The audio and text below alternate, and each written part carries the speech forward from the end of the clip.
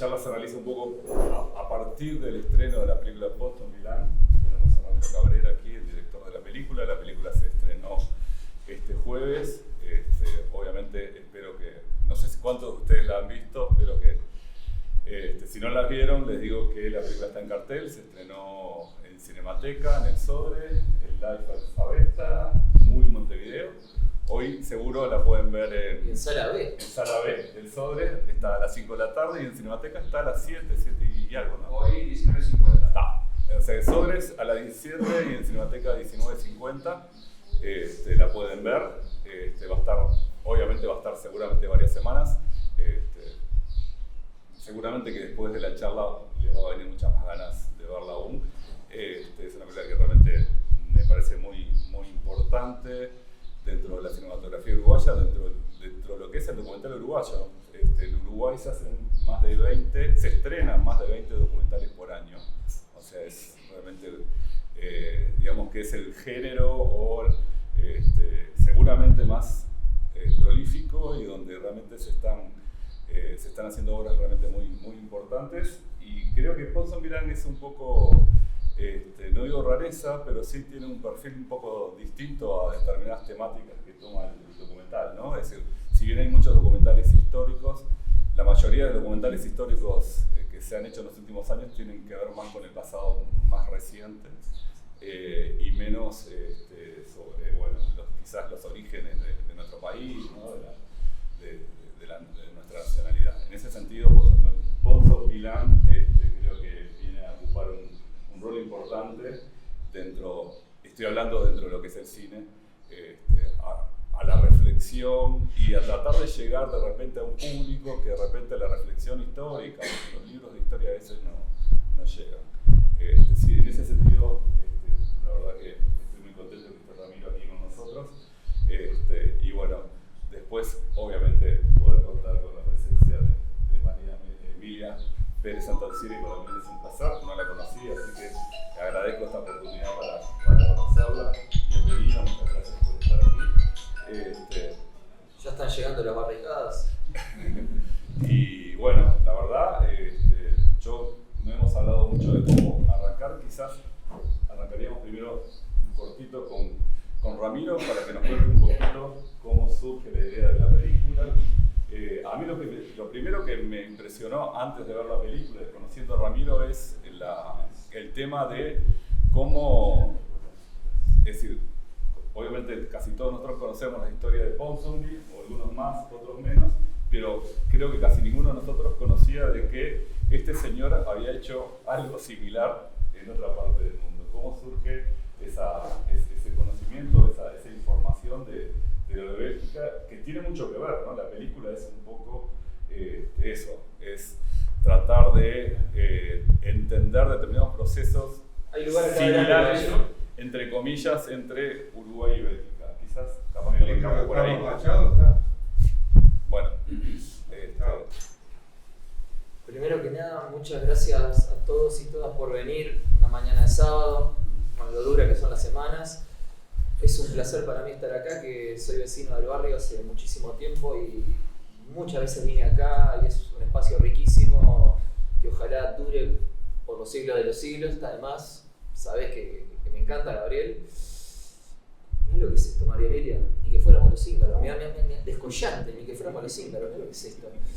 Y la verdad que no sé qué hace un bruto como yo al lado de una eminencia como vos, pero vamos a aprovechar el momento, ¿no? de esparcimiento. Todo momento de conversación tiene que ser útil, sobre todo en un país donde se va perdiendo la conversación, porque hoy en día todos son mensajitos, y no es lo mismo el mensajito que la conversación. Sí, o posteo lo que quiero decir en mi reel, en mi historia, mírenme, pero ¿dónde está el...? Mira, Cristina Perigossi, en un reportaje hace muy poquito, hablando de cómo extrañaba el país, dice: extraño las conversaciones. Hoy en día hay menos conversaciones. Se cultiva menos el hablar y el hablar bien. Por eso se habla de cualquier manera o se habla de cualquier cosa. Sí, está esa suerte también del algoritmo que, como entras a ver las cosas que a vos te interesan, el algoritmo te recomienda cosas de tus gustos y terminás en esa caja de resonancia, como le llaman. Entonces se generan esos antagonismos, la grieta, como le llaman eso, y no hay síntesis del pensamiento. No te relacionás con el otro. Ni del pensamiento más pequeño acá en la corta, ni del pensamiento nacional, por ende. Pero tu pregunta, ¿de dónde surge esto? ¿De dónde surge el Ponzo Milano? Van a escuchar de vuelta lo que escucharon por ahí. ¿Por qué? Desde lo anecdótico surge que un día me dormí en un tren de París a Bruselas, caí seco, y cuando me despierto en el amanecer y miro por la ventana, veo penillanura levemente ondulada y vacas. Y en ese momento groggy dije, ¿dónde estoy? ¿En Ruta 5? ¿En Sauce? No, ya estaba en territorio belga. Y yo ya iba un poco a Bélgica con todo ese rollo, esa noción de que habían sido creados por los Ponzos, que entonces son nuestros hermanos. Y estaba viajando solo e interactuando con personas. Hay lugar acá adelante, el último. En esos 2 días interactuando con personas, sentándome en un bar, rompiendo el hielo, le decía, ¿usted sabe que somos hermanos? ¿Usted sabe quién es Lord Ponzo? Y eran como reacciones, ¿viste? De desconcierto. Y por un momento la primera idea inicial fue esos videos de youtubers, ¿viste? Belgas reaccionan a la hermandad con Uruguay, tipo, y cómo compilarlos. Y después dije, no, acá hay algo mucho más profundo. Acá esto da para hacer algo mucho más grande. Y ahí empezó la idea de, es hora de contarnos, es hora de relatarnos. Y después, nada, siempre me impresionó como uruguayo que haya un personaje tan en la sombra, ¿no? Que en la educación formal me hablaron apenas un par de párrafos. Ni siquiera recuerdo la primera vez que alguien vino y me dijo, ¿sabías que también hizo lo mismo en Bélgica? Hizo el experimento acá y allá patentó la fórmula. Estuvo también trazando los límites entre Grecia y Turquía, esa zona. Bueno, a Inglaterra le encanta meterse en lugares para generar focos de injerencia, ¿no? Son los capos en eso, ¿no? Pero además en aquella época, Gran Bretaña transportaba en sus barcos el 47% de las mercaderías mundiales. ¿Cómo no iba a tener interés en aquí y allá? Bueno, y yendo un poquito más bien, el rol de Ponsonby en la independencia, quizás empezamos por ahí, o quizás capaz que bueno.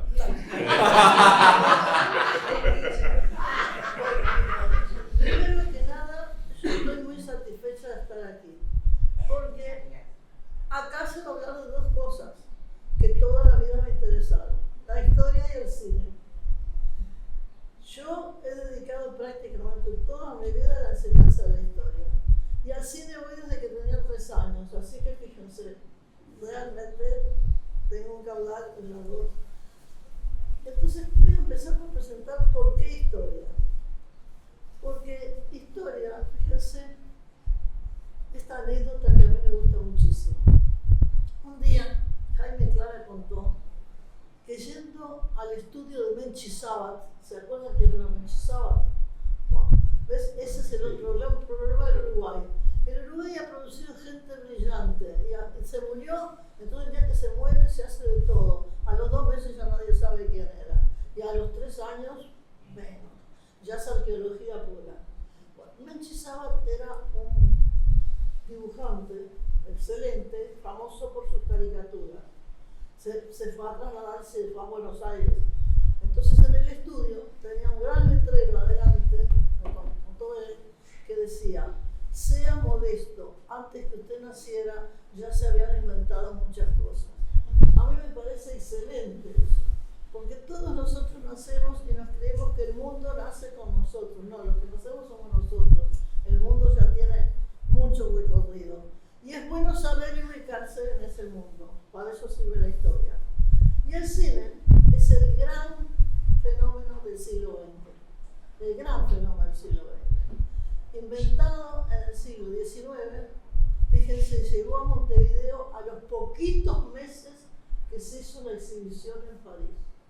La primera exhibición es la Rue de Capucines, la hicieron los Lumière, y a los poquitos meses empezó a dar aquí.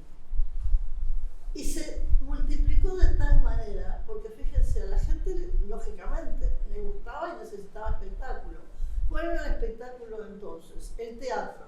Ahora, hacer un teatro, construir un teatro es una cosa. Entonces, había 3 o 4 teatros importantes.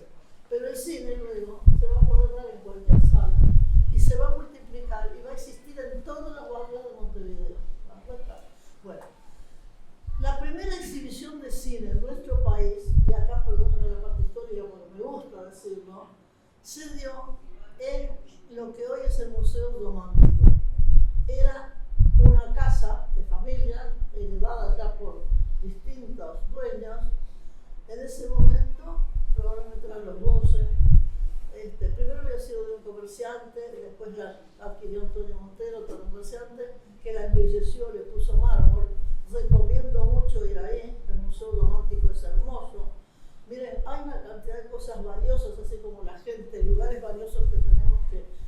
el Día del Patrimonio, si se enloquece todo el mundo y va a ver, no ve nada. Vale la pena ir, porque el Museo Romántico lo hizo Pibel a imagen del museo que había en Madrid, con la época del romanticismo, ¿no? Entonces, en esa casa, cuando era casa particular, la gente habitaba arriba y abajo había locales. Y uno de los locales, Salon Rouge, fíjense, el francés es el idioma culto de la época, según lo encontró Álvaro Sanjurjo Tocón, fue donde primera vez se exhibió cine acá. Y de ahí en adelante. Y el cine, como lo mostró Luciano Álvarez, cambió las costumbres de la gente, cambió hasta los nombres de la gente. La gente empezó a llamarse Gladys Nelly. Porque además lo que invadió, si es verdad que vino cine europeo, vino, y después empieza el gran asunto estadounidense, ¿no? Mary Pickford, la reina de América, Chaplin, yo qué sé. Bueno, entonces, mi familia, como todas las familias de la época, amó el cine y yo empecé a concluir a los 3 años tendría. Le contaba a Enrique que me trajo. Enrique Buquiquio, el productor. Buquiquio. Enrique Buquiquio. Buquiquio, el productor. No, pero no sabía el apellido. Enrique le contaba que yo me acordaba una anécdota increíble, pero increíble por lo absurda, porque mis padres eran bastante jóvenes y querían ir al cine, pero tenían esa niña. Entonces había una película, La mujer del panadero, que era famosa. Trabajaba Rémy, un francés famoso, y entonces, además era medio escabrosa la cosa, y no era apta para menores. La cosa que yo entré y me hicieron meter debajo del asiento por si pasaba un inspector. Ahora yo pregunto, cuando yo entré con mis padres, ¿no me vieron? Pero por eso digo, un cuento absurdo, pero el hecho es que es lo más viejo que recuerdo. Y de ahí en adelante, y entonces sí, la unión con lo que tenemos hoy, vi muchas películas históricas, porque el cine empezó a hacer obras teatrales, se empezó a hacer cualquier experimento, pero enseguida se le agarró con la historia. Entonces me acuerdo que vi María Antonieta con Norma Shearer. Nadie, acá en la sala de yo hablando de Norma Shearer. Vi María Walewska con Greta Garbo. Ahora fíjense, hoy en día también te dice María Walewska, que nadie tiene la menor idea. En aquel momento se hizo muy popular porque el cine justamente traía. Era una polaca que fue impulsada a tener relaciones con Napoleón y ahí venía todo el asunto. De Mayerlin a Sarajevo, los orígenes de la guerra mundial primera. Una inolvidable. Enrique VIII se ve que fue muy interesado por el cine y lo representaba Charles Laughton. Charles Laughton, ¿saben cómo nos queda a nosotros con el cine? Como nos queda con el cuadro de los 33 orientales. Los 33 orientales venían sucios, desarrapados, dice uno, parecíamos unos bandidos. Pero nosotros no lo podemos pensar así, lo pensamos todos limpitos, preciosos.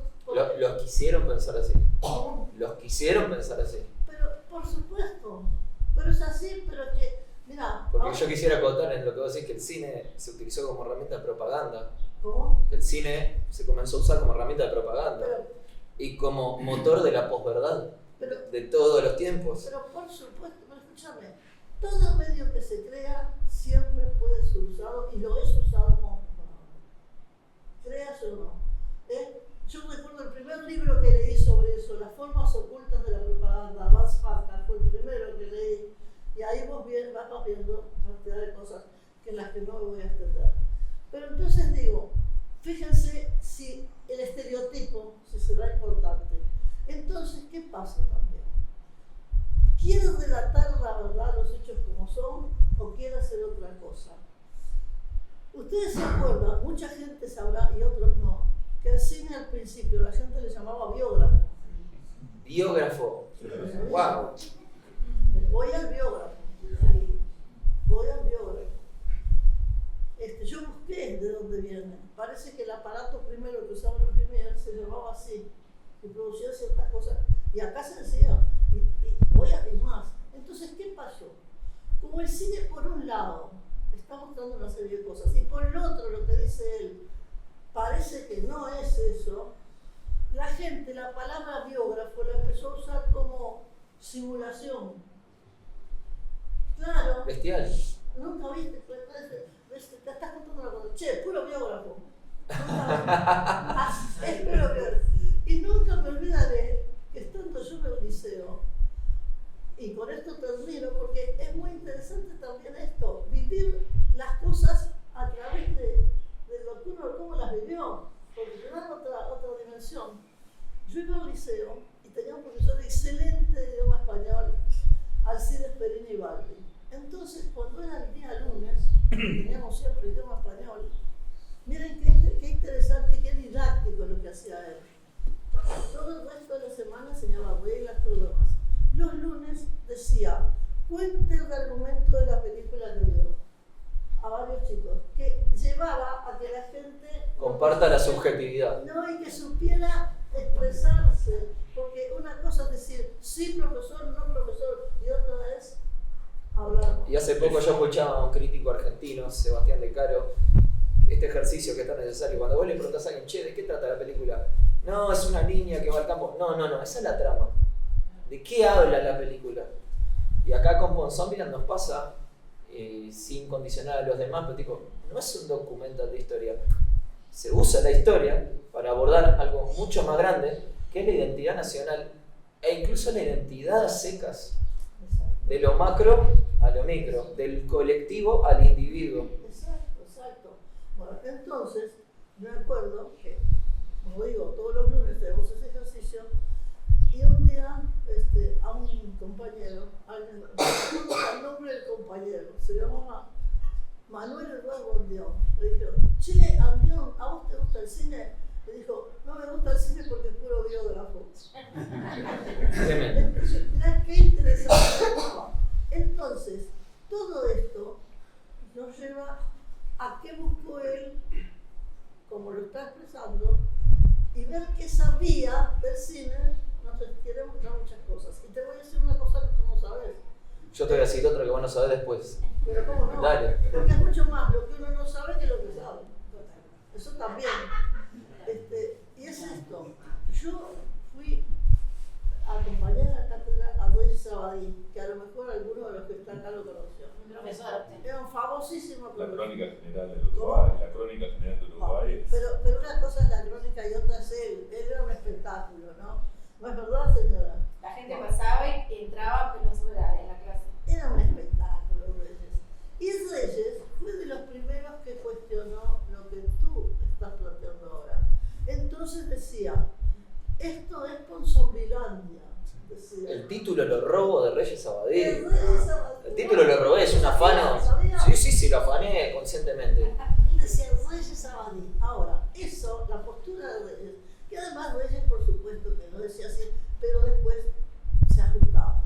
Y decía realmente lo que... Claro, no era apologético, era un chascarrillo para provocar el pensamiento. Entonces yo que trabajé, ya te digo, tantos años con él, recuerdo que dijo, bueno, él no, porque decía, qué ridículo tener, lo cual es verdad, tener Artigas en la Plaza de Independencia cuando Artigas no quiso.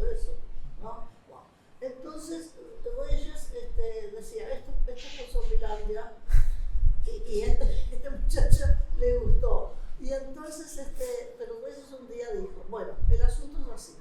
No hay que decir que él creó al Uruguay, pero que fue el partero. Miren qué bien está, ayudó a que saliera. Lo que vos no sabés es que vos fuiste profesora de mi viejo que está por allá, entonces podríamos decir que todo esto es culpa tuya.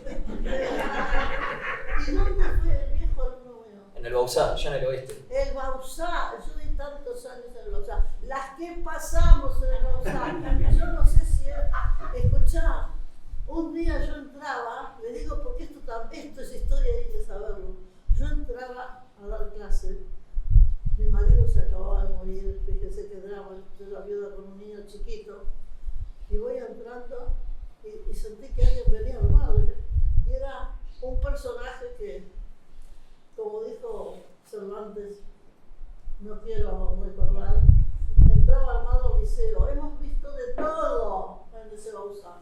Bueno, me alegra mucho. Salud. Salud de ver. Bueno, con esto es mi presentación, amante de la historia y del cine. Se tienen que agarrar, ¿eh? Vamos.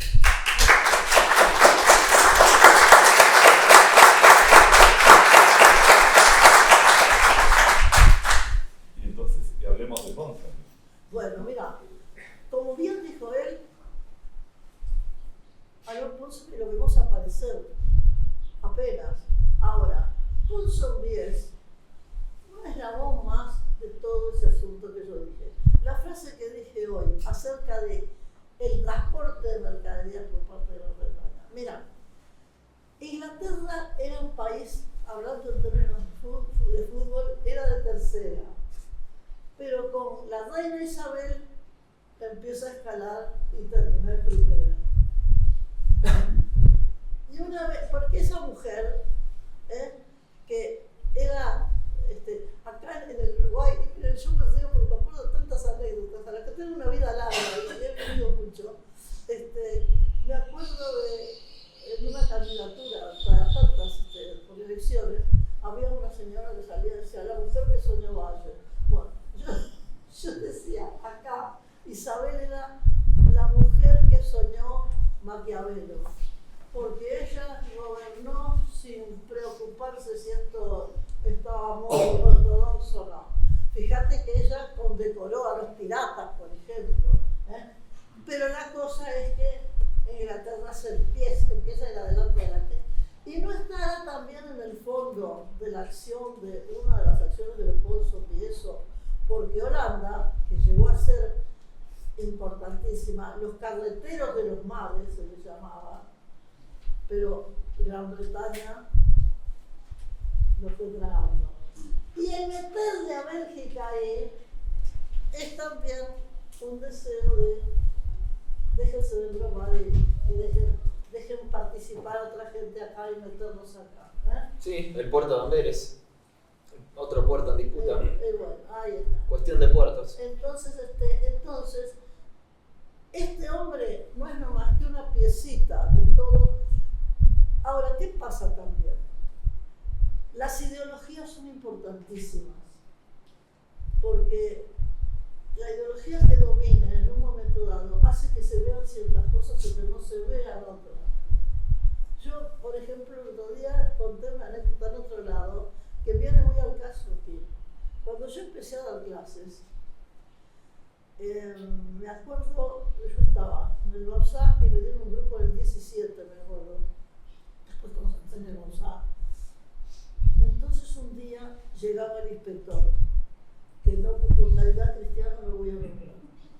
Entonces viene el inspector y yo daba la convención preliminar de paz, o sea, el momento en el que el país surge como tal.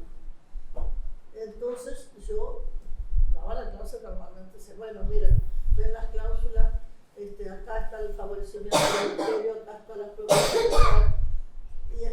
Y digo, y de Inglaterra no dice nada, pero es claro, lo que conseguían era la libertad de comercio, los mares abiertos, los mares. Sí, la paz era paz para negociar. Y este hombre me dijo muy seriamente, señorita, usted no diga eso, porque Inglaterra no buscaba nada. está. Entonces, si desde el terreno oficial te estaban marcando que no dijeras nada, es decir, es como estaba encubierta por la parte ideológica. Parte ideológica que le da enorme razón a aquel clásico español que dice: en este mundo traidor nada es verdad ni es mentira, todo según el color del cristal con que se mira. Bueno, entonces, ¿qué pasa también? Lord Ponsonby va a actuar, porque él es el que trae aquello de decir que esto puede ser como una villa asiática. Además, cuando hablan de Montevideo, no existe otra palabra, hablan de Montevideo, porque lo que importa es el puerto. Bueno, entonces, ¿qué pasa? Aquí él no va a actuar sobre nada, actúa sobre algo. Nosotros estábamos unidos, totalmente unidos, a lo que ahora es Argentina, Provincias Unidas del Río de la Plata, un sueño federal, ¿no? Ahora, Provincias Unidas de la Plata, como eran Provincias Unidas las holandesas, hasta se copia el... De hecho, se llaman Provincias Unidas del Sur para diferenciarse de las Provincias Unidas de los Países Bajos. ¿Qué te parece? ¿Qué te parece? Y mirá los colores también. Nunca fue hecho notar. Bueno, entonces, teníamos eso, pero a la vez nos sentíamos diferentes, si no nos explica el artiguismo. Entonces, primero, en Montevideo ha tenido un localismo enorme, la lucha de puertos. No hay, nada sucede porque sí. La lucha de puertos formó a Montevideo en contra de Buenos Aires. Además, es siempre esa cosa de que somos hermanos, pero como buenos hermanos nos peleamos todos juntos. No nos queremos a veces, ¿no? Porque es la lógica. O tenemos complejos de hermano menor. Eso, pero además agarrar la Biblia, Abel y Caín, chao, ya está todo, déjense de probar. Claro, están inventando cosas cuando está todo escrito. Bueno, entonces, pero entre las vergas, estamos diciendo lo mismo, una cosa sobre la verga. Y voy a contar una anécdota que me parece que dice muchísimo. Todos ustedes habrán conocido a Luciano Álvarez.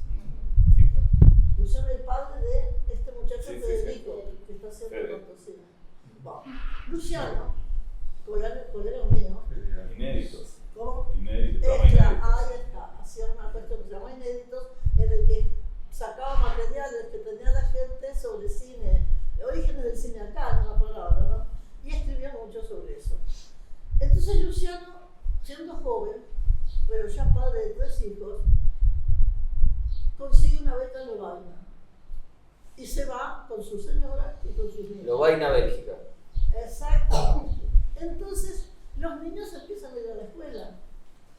Terminó la beca, vinieron para acá, los niños siguen a la escuela. ¿Qué le dijeron los niños un día al padre? Mira, nadie de repente aprovechó esa anécdota que dice muchísimo. Dice lo siguiente: los chiquilines le dijeron, nosotros cuando estábamos en Bélgica y eran los días nacionales, no teníamos que ir a la escuela y acá tenemos que ir. ¿Por qué?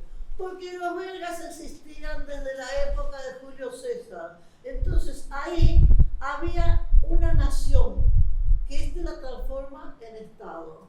Y acá él transforma, él hace un Estado que quiere ser después nación. Y de ahí el cuadro de los 33 y todo. Ahí es cuando se quiere su nación. ¿Ah? Ahí empieza. Igual hay un par de temas bastante interesantes, que la Convención Preliminar de Paz, no hay ningún oriental. No tiene por qué haberlo. Bueno, ese es el error. No tiene por qué haberlo porque formaba parte de la Provincia Unidas. Bueno, podría haber algún representante oriental, eso, ahí, no lo hay. Ahí es un macaneo libre. Bueno, pero aparte hay otra cosa, digamos, los principales líderes de la revolución, bueno, Rivera, Lavalleja, en ningún momento en esa época se plantearon la posibilidad de un Estado independiente. Se están planteando hasta ese momento ser parte no de solo las eso, Provincias Unidas. María Emilia. La declaración del 25. María Emilia, el primer presidente de Argentina, Rivadavia.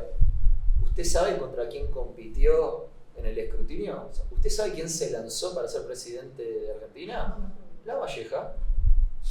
Sí, señor. ¿Quién lo hubiera imaginado? Como el Reyes te hubiera dicho lo mismo, pero Lavalleja era modestísimo. Que la mujer le tenía que decir, date corte, Juan Antonio, porque del profesor Fernando López de Alessandro, pero está en Wikipedia, está en todo, están las cláusulas. No, que tengo Wikipedia. No.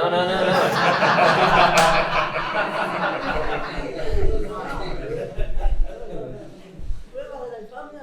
No, está.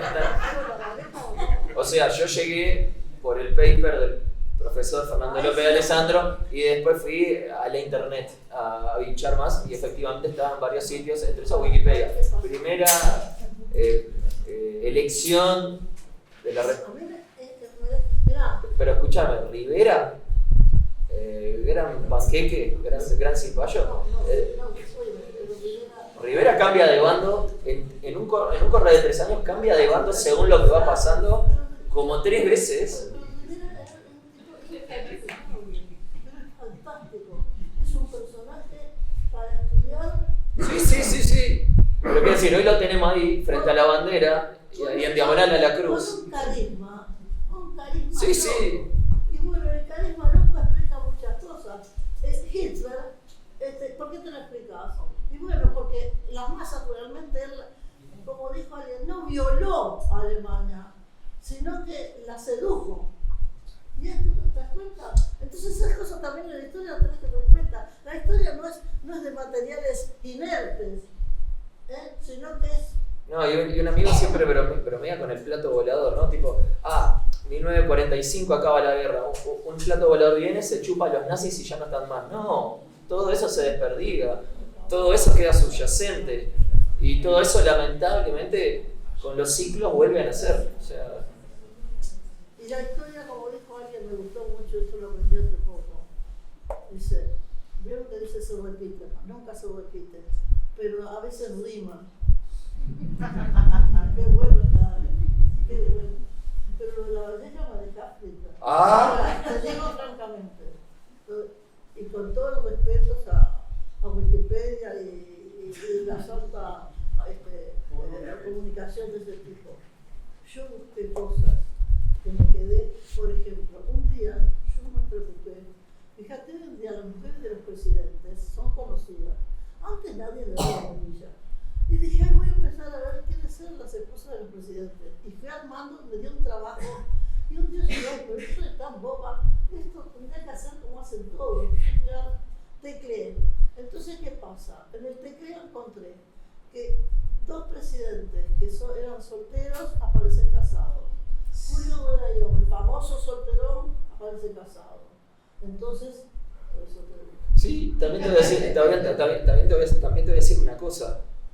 Porque pasa esto con el internet y que son sitios editables. Sabemos que documentos históricos han sido amputados. Sabemos que Luis Alberto de Herrera, cuando escribe La Misión Ponsonby y cita cartas, toqueteó las cartas. Sabemos por el profesor López de Alessandro que cuando se describe la Cruzada Libertadora dice argentinos orientales con guión, porque éramos lo mismo. Y algunos posteriores historiadores amputan los documentos, como quien edita Wikipedia, y ponían argentinos, orientales, porque quieren reescribir eso. Entonces Wikipedia de los documentos oficiales a veces no hay... Los documentos, yo estoy diciendo documento oficial. Yo tampoco, fíjate lo que acabo de contar de lo que es lo oficial. Cuando te lees del inspector, ¿no? No hay caso, es decir, toda verdad puede estar encubierta. Por eso hay que buscar por muchos lados, contrastar. Es lo mismo. Y además, lo que tú decís de documentos ocultados, yo lo voy a citar, pero un famosísimo historiador nuestro dijo un día, lo dijo públicamente, si yo encuentro algo en contra de los personajes importantes del país, yo no lo pongo. Ese fue Pivelli. Pivelli dice. Fue Pivel de Otto. Que ese fue Pivel de Otto, dicen por allá. Dijo, yo no lo pongo. Entonces quiere decir que el servidor lo usa todo el mundo. A mí fue Guillermo Vázquez Franco o Fernando López de Alessandro me contaban que increpaban a algunos colegas, che, pero si vos abordaste esto con tal rigor, ¿por qué no dijiste esto? Me trae problemas. Me trae problemas. Y ahí entonces, bueno... Pero escúchame, como te puede pasar en la vida real, de repente hay una serie de cosas que vos sabés, viene un tipo de jefe tuyo y vos sabés que es lo peor y vos vas a decir,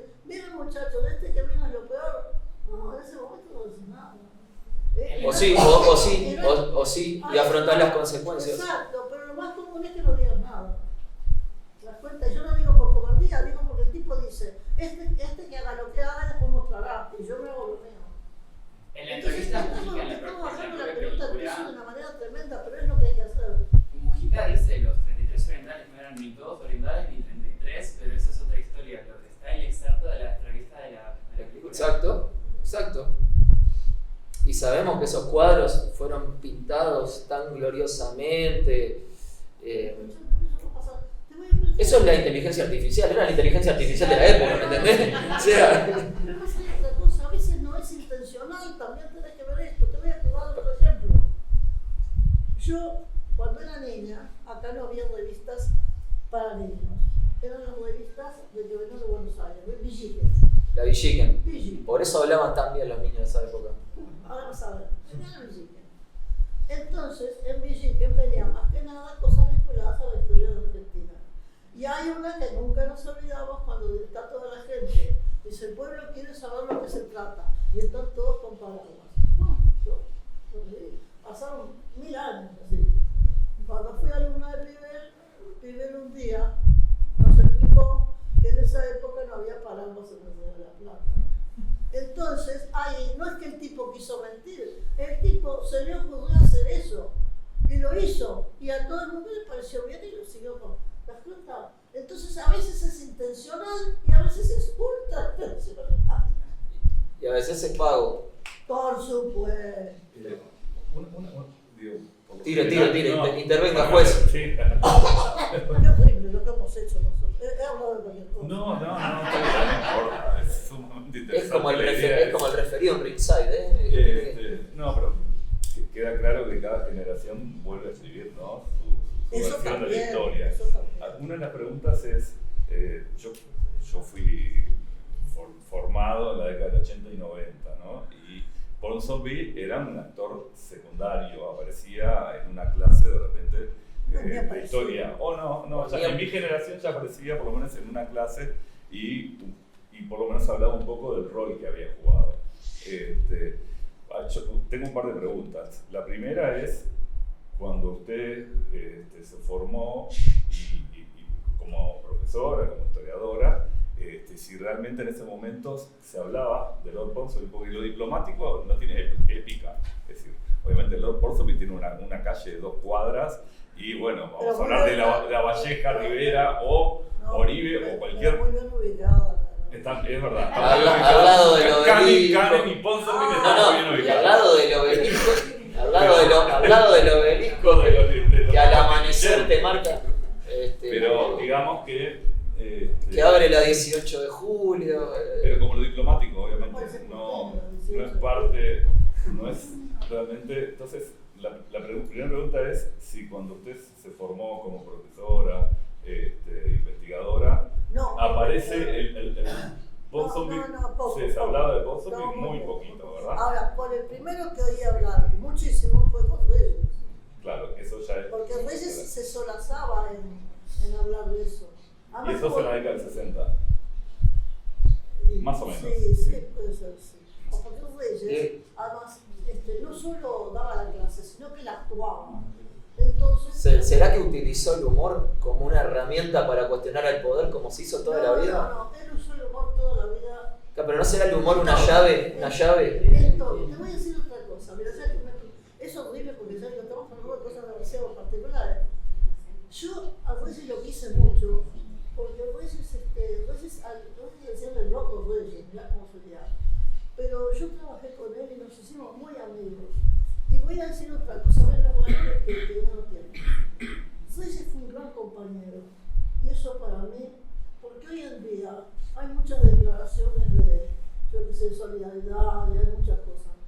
Pero este tipo, que tenía una conducta bastante errónea en cuanto a sus elecciones, pero como conmigo, nosotros tuvimos un compañerismo y yo eso lo valoro y lo hago notar.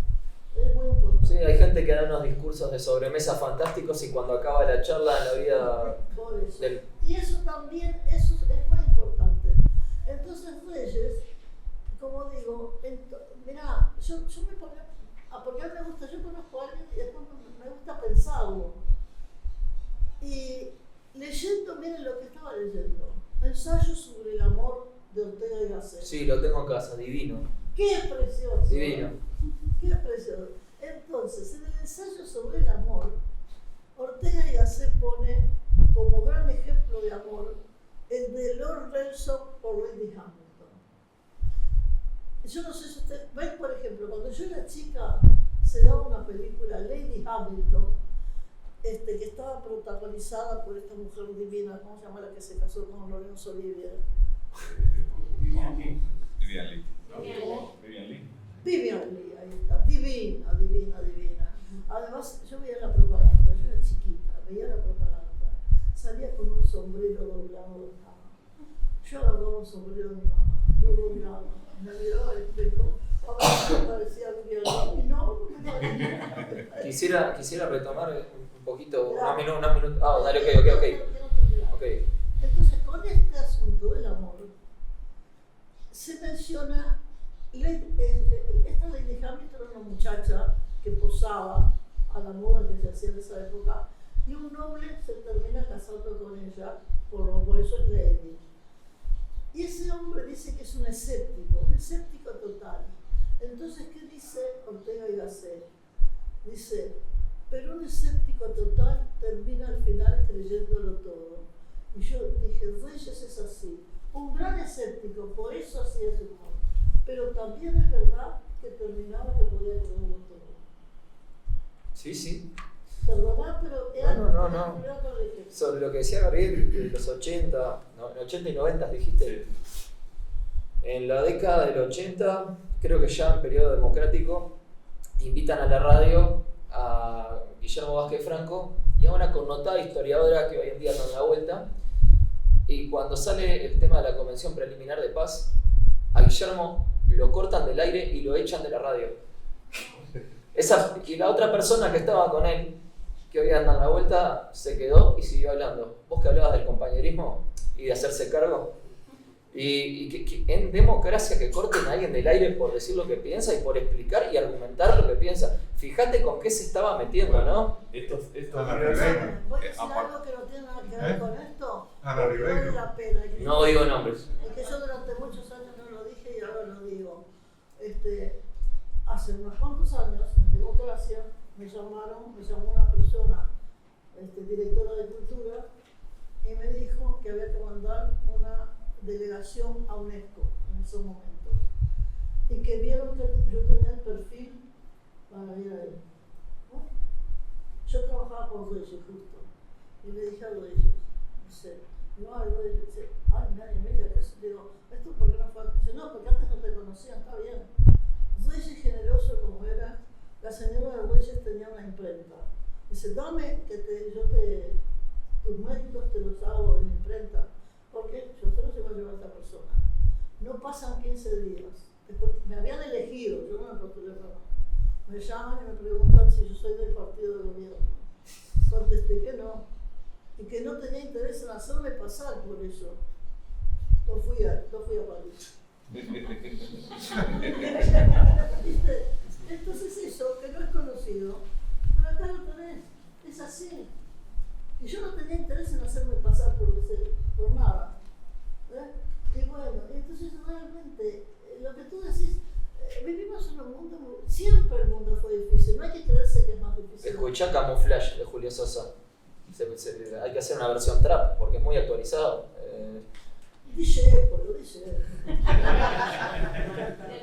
Volviendo un poquito, yo trato a veces de volver un poquito. No quiero decir una cosa. No digo el nombre de la persona en cuestión, primero porque no está. Y segundo porque no importa quién es. No importa. Lo que importa es recalcar el valor humano y cómo tenemos que actuar y ser compañeros. Simplemente eso. Esa convención es preliminar, ¿no? Sí. Pensando en que poco tiempo después iba a ser confirmada o modificada, digamos. Lo interesante de todo este proceso es que lo que la convención plantea es lo que 200 años después Sí, sigue existiendo. Entonces, es decir, es interesante para los historiadores pensar que había un germen muy fuerte en esa sociedad y que realmente hubo, digo, más allá de que la corona inglesa en esos momentos se planteaba, lo que le importaba en definitiva era que hubiera paz y que hubiera transitabilidad en los ríos para poder comerciar. Neutralidad, neutralizar. Sí, que no hubiera guerra y que se pudiera comerciar, que los ríos estuvieran libres para poder sacar y traer mercaderías, ¿no? Eso era, no había un plan de Inglaterra de crear un Estado a priori, había una necesidad de que esta zona estuviera en paz. Es decir, no fue la primera opción. Estaba la opción, estaba. Estaba la opción, pero no era la primera. Porque aparte no tenía apoyo de casi nadie, de que realmente Uruguay, de que Montevideo y que el territorio de Montevideo fuera un Estado independiente. Pero eso surgió en el contexto de negociación. De negociación y de manipulación. Obviamente. Sí. Pero eso, que es algo que podía haberse cambiado un año después, 2 años después, quedó. ¿Por qué quedó? Bueno, eso es Esa es una gran pensarnos. Es algo, creo, que nos seguimos, porque de último somos un país que nos seguimos planteando por qué somos país, por qué tenemos determinada identidad, y por tu película, bueno, libros, y cada 10, 15 años volvemos al tema del Uruguay como problema, ¿no? Como cuestión. Yo te voy a decir una cosa, mi problema mayor con el Uruguay no es en estos momentos de creación, sino es el fin. Yo en Uruguay lo veo agotándose. Fíjense, hay que estar atentos a las cifras. Entonces, y con las leyes que se siguen haciendo, que con esta ley que se hizo ahora, a tontas y a locas, perdónenme, al final cualquiera va a estar bastante mal, y como los controles son mínimos, entonces éramos pocos y todavía vamos a ser menos. A mí me preocupa mucho más qué va a pasar. Ahora, La ley de eutanasia creo que está diciendo. Que no es una ley que no da todas las garantías que... Fíjense, el caso de Holanda. Holanda hizo eso, y el que promovió todo eso, yo lo seguí, está arrepentido totalmente. Entonces además este país, como decía Bardán siempre estuvo destinado a que hubiera poca gente. Había pocos indios, entre 5.000 y 10.000 indios. Europeos pocos, seguimos siendo pocos. Entonces, como decía Onetti, ¿cuál es la historia? Un gaucho, otro gaucho, 33 gauchos. Y todavía tenemos, pero ¿qué es esto? ¿Qué es este país que se está agotando a sí mismo? A mí eso es lo que me preocupa. Ahora te digo más, me puse a pensar en otra cosa que tú dijiste. La Convención Preliminar de Paz no marca los límites. No. ¿Cuánto tiempo se estuvo para poder marcar los límites? O sea, bien fue preliminar, con esto salimos del asunto. Pero además, fíjense, está bien lo que le estoy diciendo. Yo creo que está, justamente, se está volando sobre un terreno, como lo que se enseñó al principio. Primero los localismos, después los antagonismos con Buenos Aires. Y lo de Inglaterra, por ejemplo, dejémonos de bromar con el solo Ponsonby. Cuando vienen los 33, cuando ustedes toman la lista de quienes contribuyen con los 33, comerciantes británicos contribuyen como locos. Y además, yo me acuerdo la primera vez que leí, que ahora es bien conocido, cuando Barrios Pintos descubrió que Trapani era socio del tío de Ponsonby, Ponsonby. Robert Staples Ponsonby. Entonces la misión Ponsonby no era solo diplomática. Comandante, voy prendido. Hay cuestiones de las más mínimas, como pasa hoy, que las grandes decisiones no las suele tomar el representante de gobierno, son los empresarios que están atrás. O sea, los dueños del mundo, no sabemos los nombres de los dueños del mundo y tampoco. O sea, es así. Entonces es muy interesante. Bueno, ¿qué hora es a todo esto? Espera, quería agregar una cosa no menor. Al mismo tiempo que la oligarquía porteña con capital inglés financia en gran parte la cruzada libertadora de los 33 orientales, casi al mismo tiempo ya los cónsules mandan cartas desde Argentina y Brasil a Londres, porque la intermediación es pedida. No es que se mete Inglaterra, es pedida. Entonces, ¿qué te parece que mientras pasaba esto, los piqueteros, ponele, ya estamos llamando a Londres para que... Por favor. Un tema más y que tiene que ver con la película es más allá entre Uruguay y Bélgica, ¿no? Más allá de ese personaje en común y una situación geopolítica similar, tu película intenta, a veces creo que con más éxito y a veces capaz con no tanto éxito, y capaz que es una de buscar similitudes de sociedad en la sociedad uruguaya, o de formas de ser entre los que somos los uruguayos y los belgas a partir de un origen similar. Porque realmente sentís eso, vos, entrevistando belgas en Uruguay, uruguayos en Bélgica, belgas en Bélgica, es decir, como que has tratado de buscar, como que hay una especie de forma de ser similar. Lo que pasa es que todo partió de la pregunta bien profunda que me hice es cuánto incide en la manera en la que nacen las naciones, en la idiosincrasia que se desarrolla posterior y en esos habitantes. Me hice esa pregunta vos, ¿cuánto hay? ¿Y cuál es tu conclusión? Y que incide muchísimo, que tiene muchísimo que ver tu ambiente.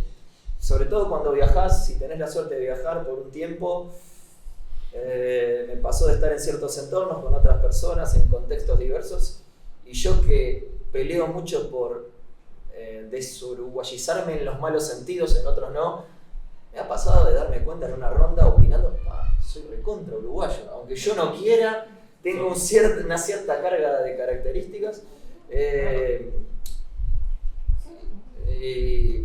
y nada, a partir de ahí, a partir de que uno se comprende un poco más, primero que empezás a querer más a este sitio, tenés que pelearte para después amigarte, y la pregunta fundamental es a dónde vamos, a dónde queremos ir. Pero eso.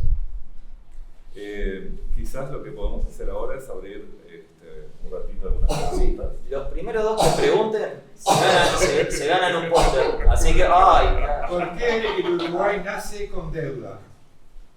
¿En México pasó lo mismo? ¿En deuda en qué sentido? El Uruguay nace con deuda. El Estado oriental nace con deuda. Bueno, mira, es un dato histórico. Sí, porque la situación en Uruguay nace pobre. La pregunta corresponde, y la pobreza, la deuda, le voy a decir lo que ponía Güelles en el Pizarrón, que eso no me olvido más. Ponía todas las características de surgir el país. Entonces, a lo largo ponía deuda externa. ¿Y sabe lo que hacía con el tiempo? Le sacaba la X. ¿Me das cuenta? Porque claro, el desarrollo fue el mínimo de nuestra sociedad. Cuando nosotros surgimos al mundo, estamos desprovistos de todo. Tenemos un puerto.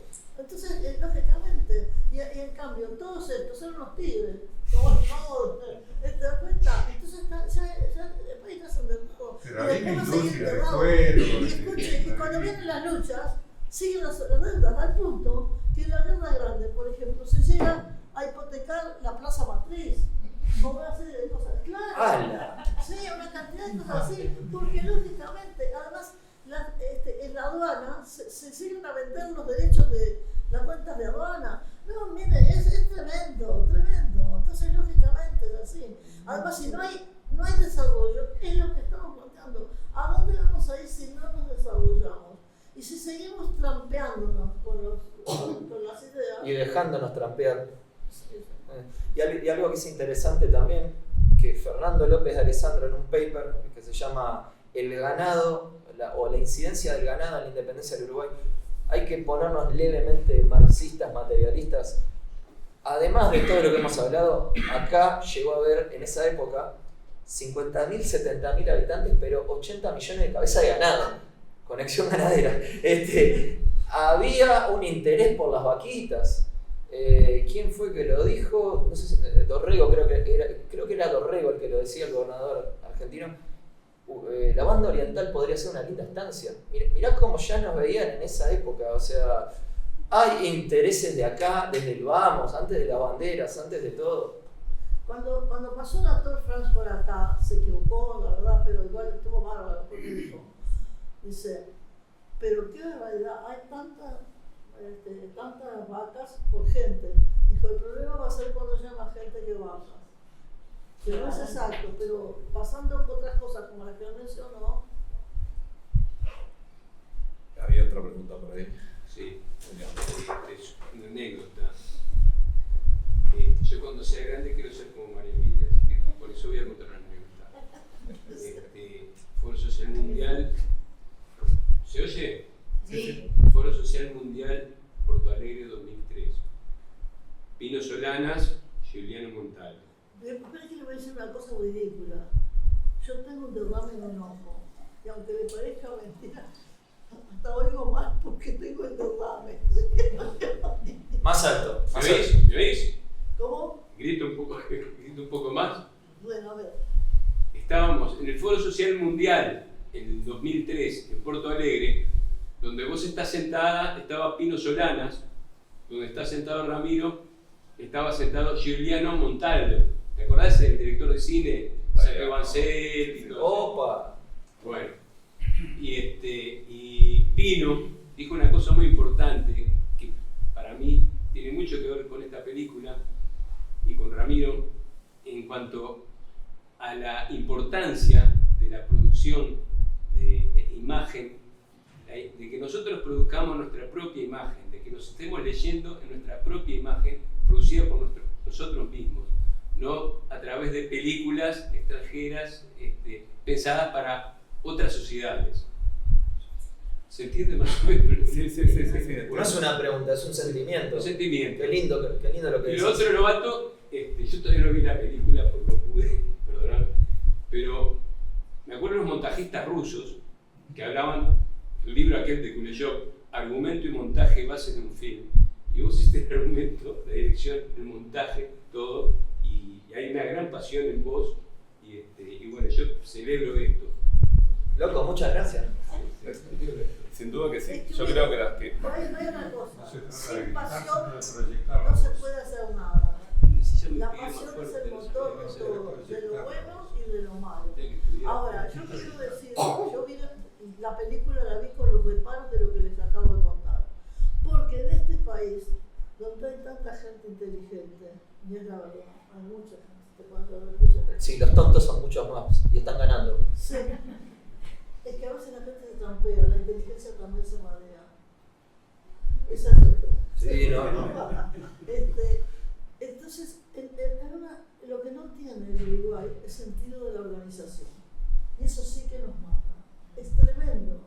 Es tremendo. Acá en el Uruguay, te voy a decir cosas pequeñas, vas a decir, qué estúpido tan feo, pero es la verdad. Vas a hacer un acto y te ponen a probar el micrófono. A esta altura te prueban el micrófono, ¿no? Bueno, entonces, con esa falta de coordinación, eso también dificulta el verdadero desarrollo del país. El asunto del horario, cuando llegamos, yo le dije a Enrique, ya había gente acá. Dice, no, siempre se espera, y él me dijo, se espera 5 minutos. Y yo le dije así que usted castiga al que viene en hora y premia al que viene tarde. Mi padre suele llegar 5 minutos antes a la cosa. La cantidad de tiempo vivido que ya perdió por esperar a otros boludos es increíble. Y el otro día, con el espectáculo, fíjate, yo voy y pido las entradas. No, para usted no hay nada. Pero yo hablé con este muchacho. Y usted sabe que yo le hago biógrafo. Yo hablé con este muchacho. No hay nada. Bueno, déjame ver. Bueno, al final, mira, yo le voy a dar a cada entradas. Que tiene una fila 14. Ahora yo, con este problema del ojo, yo las imágenes las pude ver bien.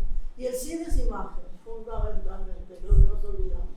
Por ejemplo, la adaptación que hay teatral de cantidad de cosas, yo te voy a decir la adaptación mejor que vi en mi vida de una obra literaria.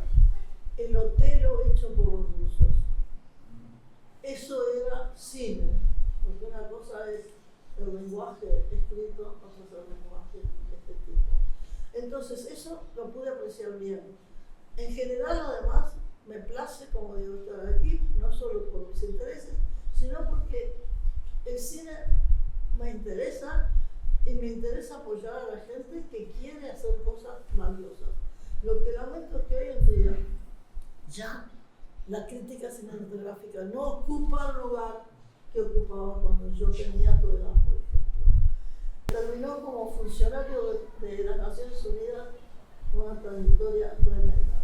El más conocido es Alcina TV. Después viene toda una camada. Álvarez Soloniego, Francisco Tucón, y sobre todo la época que escribía Antonio Larreta, mi amor, Antonio, yo lo admiro con toda el alma, porque era completo, la parte artística era tipo completo, eso todo. Ganó el premio Planeta, todo fantástico. Taco Larreta y Jorge Abundanza.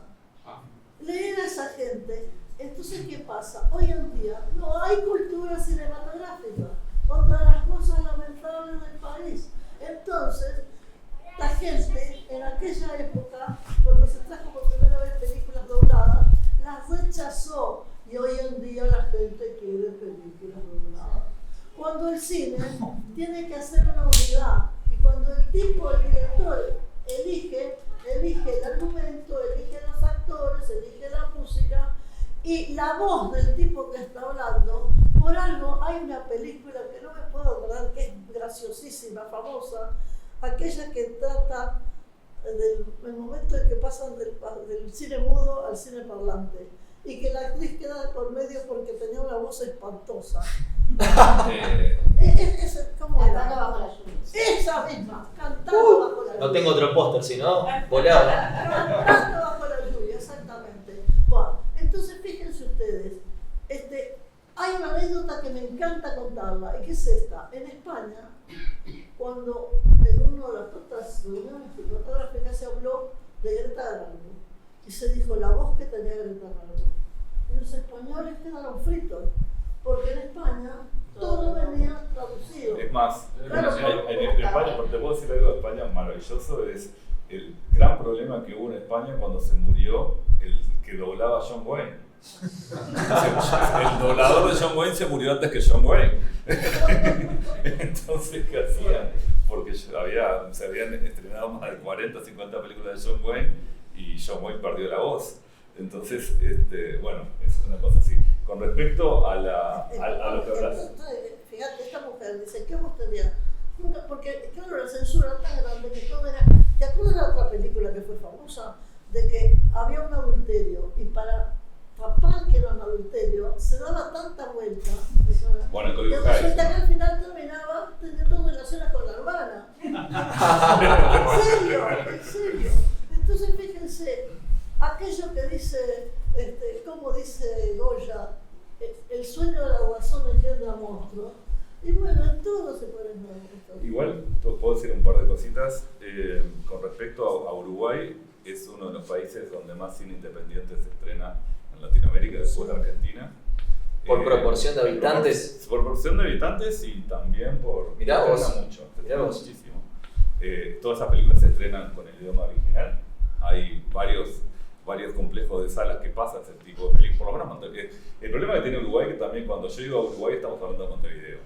El gran problema de la distribución y la exhibición y la formación de público es un tema que tenemos el problema del territorio, ¿no? Eso sin duda, estamos hablando de Montevideo y ese es un problema. Pero Uruguay sigue, las películas importantes, o por lo menos desde el punto de vista artístico, independientes, siguen dándose de manera subtitulada.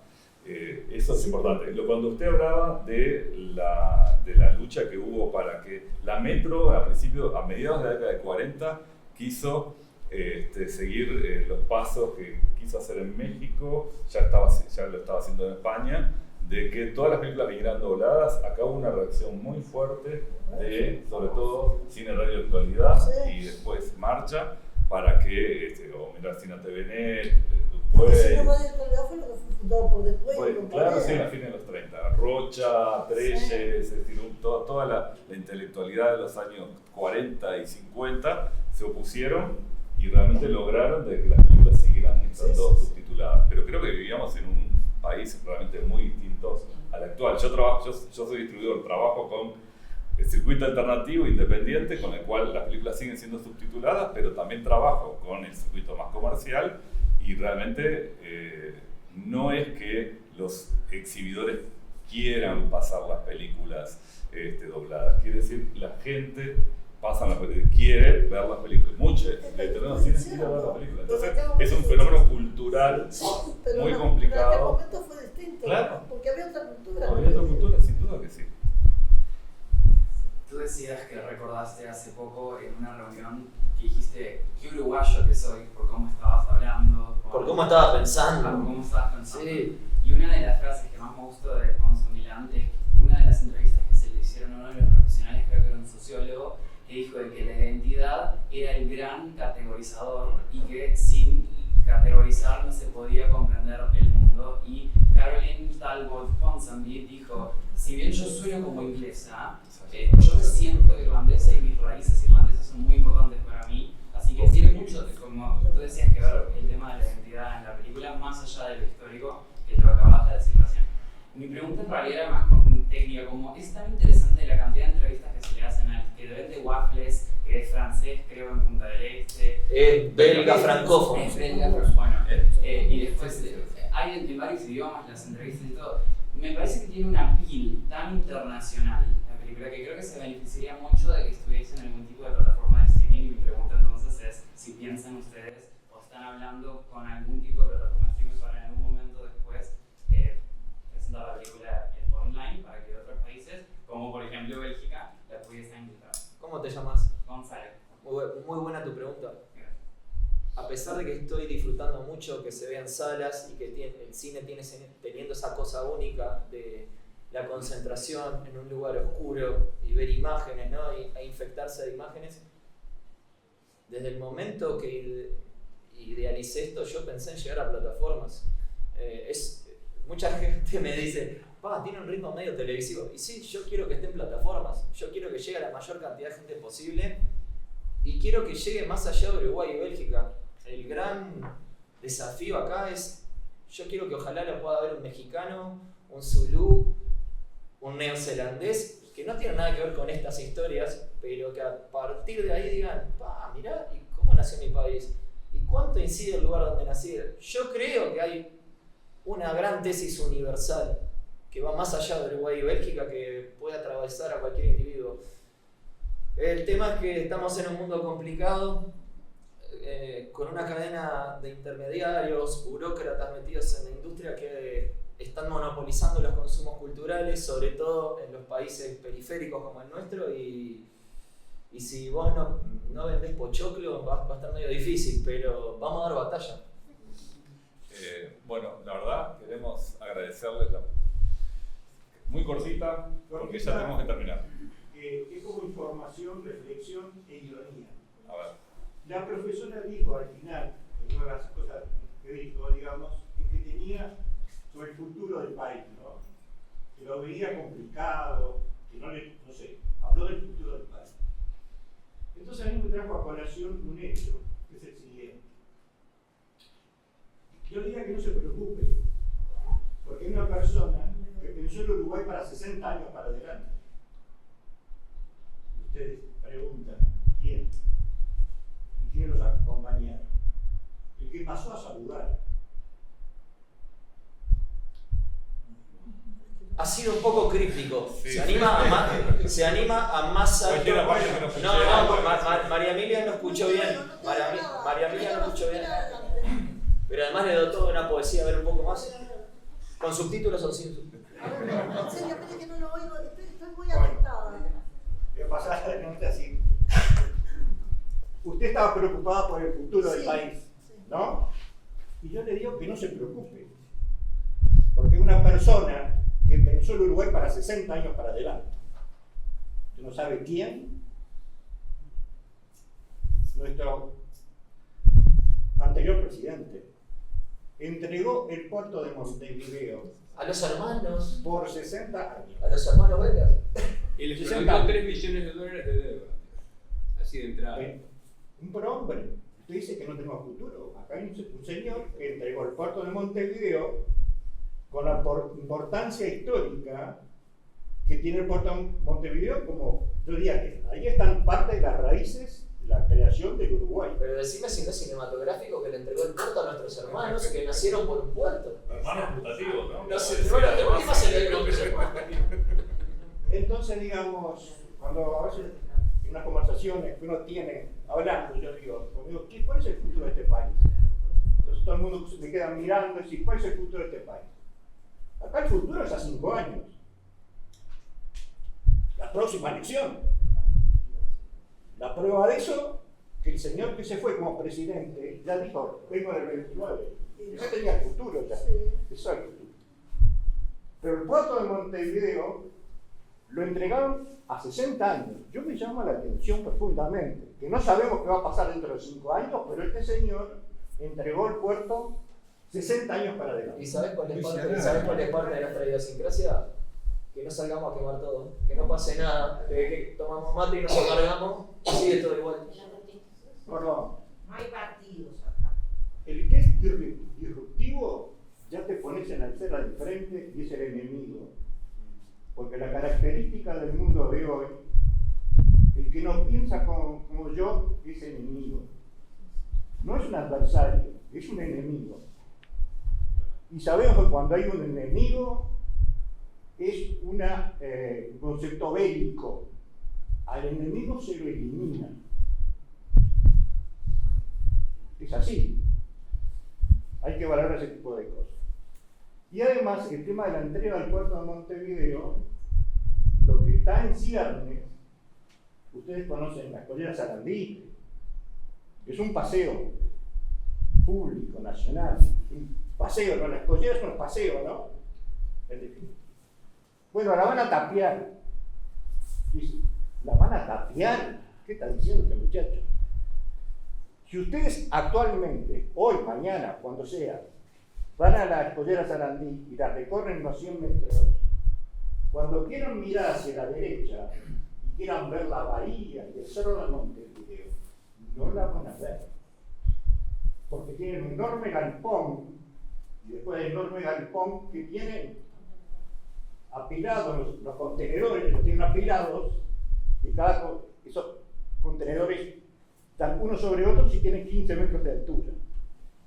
Ellos están haciendo una extensión de esa explanada.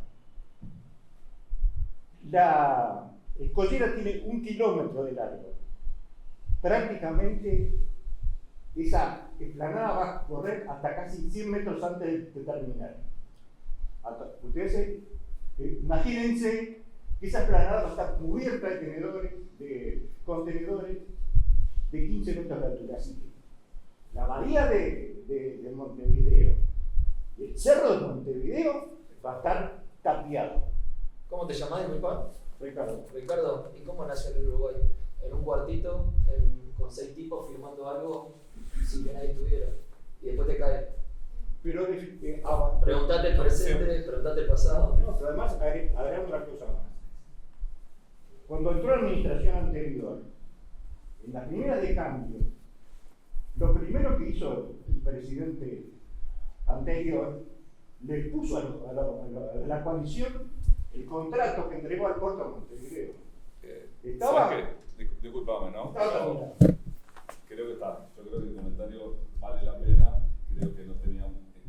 Es decir, tiene que ver con lo que dijiste, con lo que estuvimos hablando ahora, pero creo que nos hemos ido del tema. Así que te agradezco. No, muy bueno, muchas gracias. Pero es cómo se hace la historia, cómo transita la historia, en definitiva. Sí. Bueno. La última, ¿hay alguien más? No sé si tienen algo más. Sí, terminamos siempre con Margarita, así que. Muy simple. Porque vimos la película justamente nosotros. ¿Fuiste? Sí. ¿Fuiste con tu amiga? Acá. Ah, Saludamos en la esquina.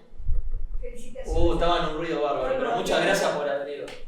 Felicitaciones al equipo, te dije. Muchas gracias. No, lo que quiero decir es que vimos la película.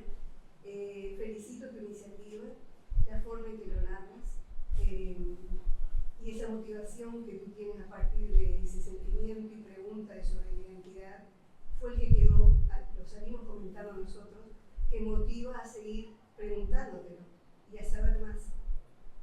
Y lo otro que quería mencionar, que también fue un aspecto que valoré que yo valoro siempre en el cine, la música. Una música dinámica que también te mantiene expectante. Y bueno. Pero escuchame, laburo con el mejor sonidista de Uruguay, Jorge Cancela, ¿qué querés? Sí, fue una mañana enriquecedora. Felicitaciones, lo he disfrutado muchísimo.